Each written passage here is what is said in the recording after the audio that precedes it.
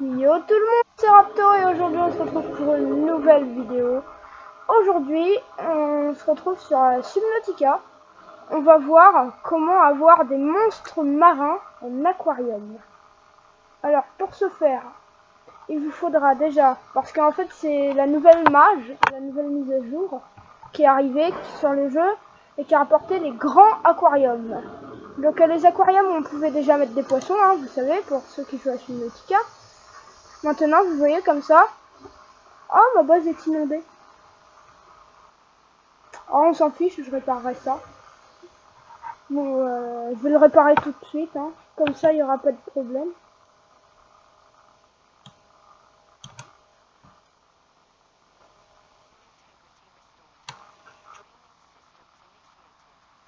Voilà.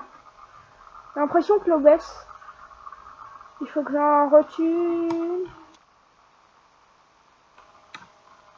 C'est bon, là, l'eau est en train de baisser. Ok. Les poissons ne manquent pas d'eau.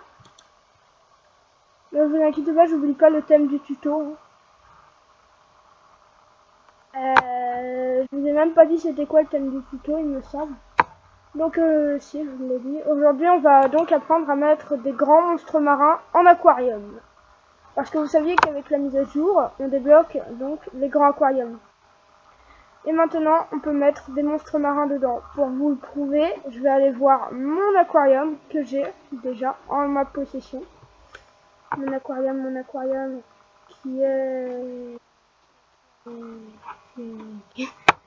Je cherche en fait mon aquarium à monstres marins. Voilà ici. Donc vous voyez par exemple là j'ai un rôdeur. Ce qu'il faut savoir aussi c'est que quand vous mettrez des monstres marins en aquarium, comme ce rôdeur, ils grossiront un tout petit peu, mais ils n'atteindront jamais leur grosse taille. Comme ça, ils ne seront pas agressifs avec vous.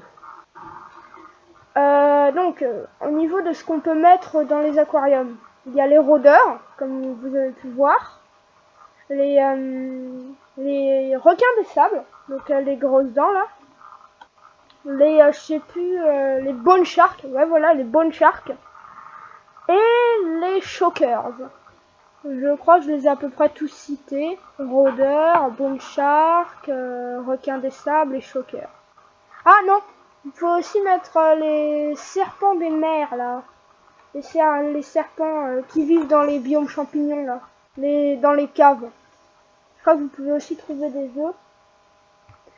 Et je vais vous expliquer maintenant comment on les a surtout.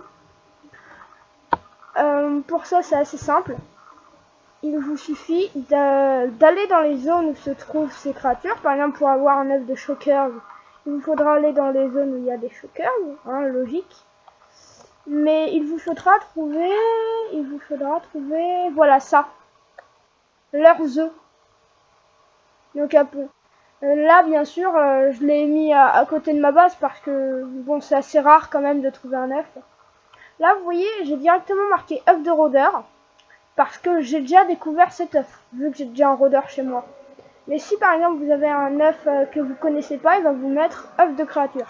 Donc, comment avoir une créature marine, quoi, tout simplement. Et ben, vous le prenez.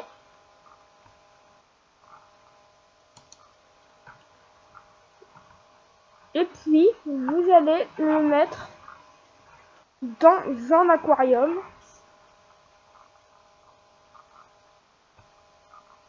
Donc, faudra vraiment que je répare ma base. Ouais, parce que ça devient urgent, hein, vous avez vu. Je vais la réparer, je vais la réparer, pardon, et je vais mettre des...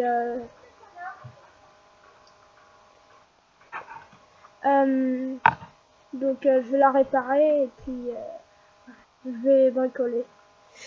Quoi. Donc, voilà.